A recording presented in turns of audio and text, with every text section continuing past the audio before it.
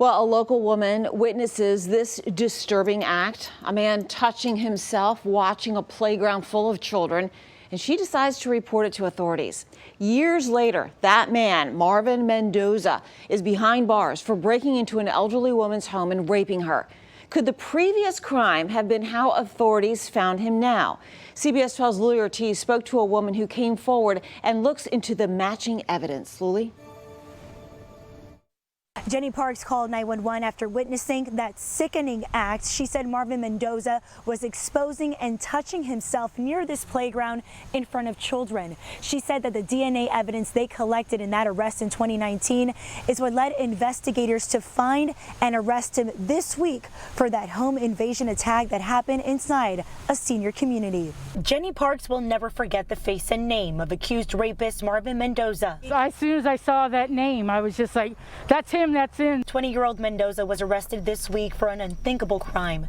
Investigators say he sexually assaulted an 82-year-old in her own home, but Parks knows him for a totally different reason. The boats are coming in and you got the dolphins playing in the water. A regular here at Shepherd Park on the morning of August 17th, 2 years ago, she spotted Mendoza sitting on his bike watching some kids playing. And then she realized what he was really doing. The guy was on the sidewalk over here watching some lady with his hands down his pants. He had his penis out and he had it in his hand. She took this picture of Mendoza as he touched himself. He just looked at me and then kept on doing it. Parks didn't hesitate. She started yelling and even chased after him. But it was her phone call to police that would change everything. Police arrived in time to arrest Mendoza and secure DNA evidence for their case. But his charges were reduced to a misdemeanor. Made me very mad. 30 days in jail, and the only reason he did 300 was because he violated his probation. During that time, Marin County Sheriff William Snyder says federal officials were called, but Mendoza, who also had a past record for grand theft and a charge of battery, was never deported, something immigration attorneys say should have impacted his asylum process. He should not have had a chance to come out and do something else.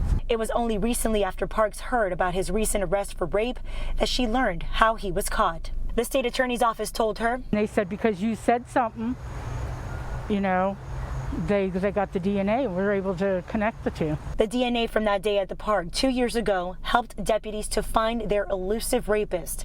Had Parks walked away and never reported what she saw, this case may have never been solved. If you see something, say something, because if you don't, stuff like this is going to keep happening. The sheriff continues to point the finger at ICE. He believes, based on Mendoza's record, he should have been deported.